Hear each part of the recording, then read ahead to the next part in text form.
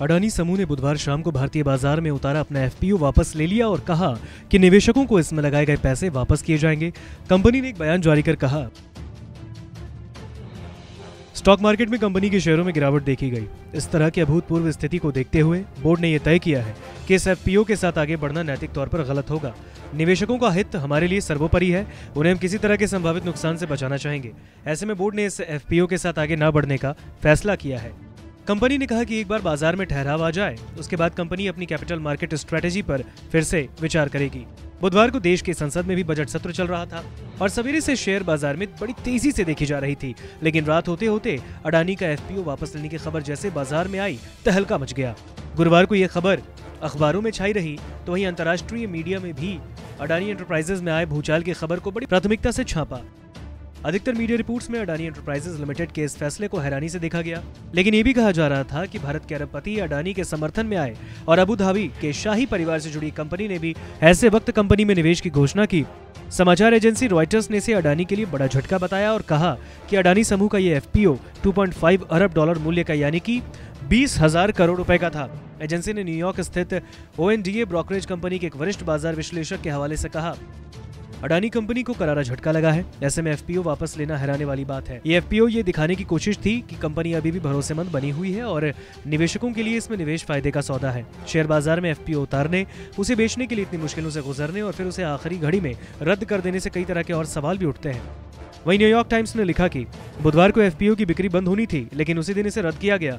रद्द होने से पहले एफपीओ पूरी तरह से सब्सक्राइब हो चुका था और अबू धाबी के शाही परिवार से जुड़ी इंटरनेशनल होल्डिंग कंपनी जैसी सरकारी संस्थाओं और स्टेट बैंक ऑफ इंडिया के नियंत्रण वाले फंड्स ने इसमें निवेश किया। बर्नार्ड वार्नर ने न्यूयॉर्क टाइम्स में लिखा था कि हिंडनबर्ग एक एक्टिविस्ट शॉर्ट सेलिंग निवेशक कंपनी है जिसका दावा है कि वो ऐसी कंपनियों को निशाना बनाती है जिन पर उन्हें धांधली का शक होता है और उनके फर्जीवाड़े को सामने लाती है।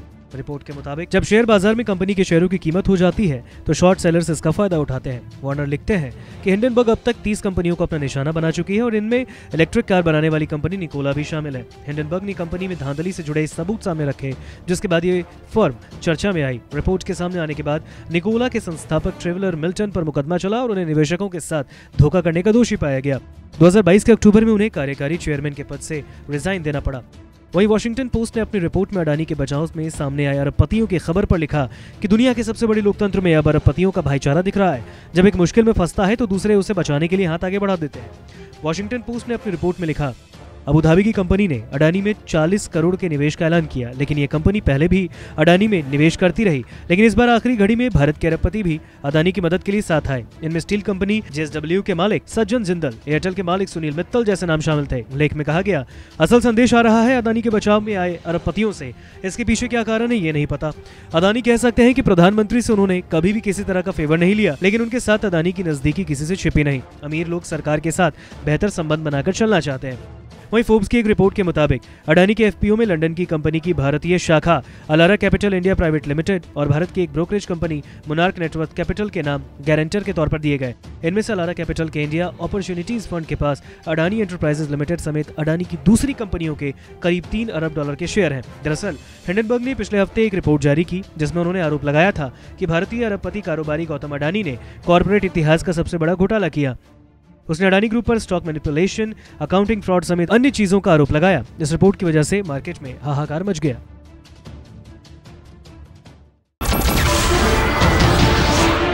नमस्कार, मैं हूं मानक गुप्ता। अगर आपको हमारा ये वीडियो पसंद आया हो तो इसे लाइक और शेयर जरूर करें और हाँ, हमें सब्सक्राइब और फॉलो करना ना भूलें ताकि आप देश और दुनिया की कोई खबर मिस ना करें। तो जुड़े रहिए हमारे साथ और देखते रहिए News 24।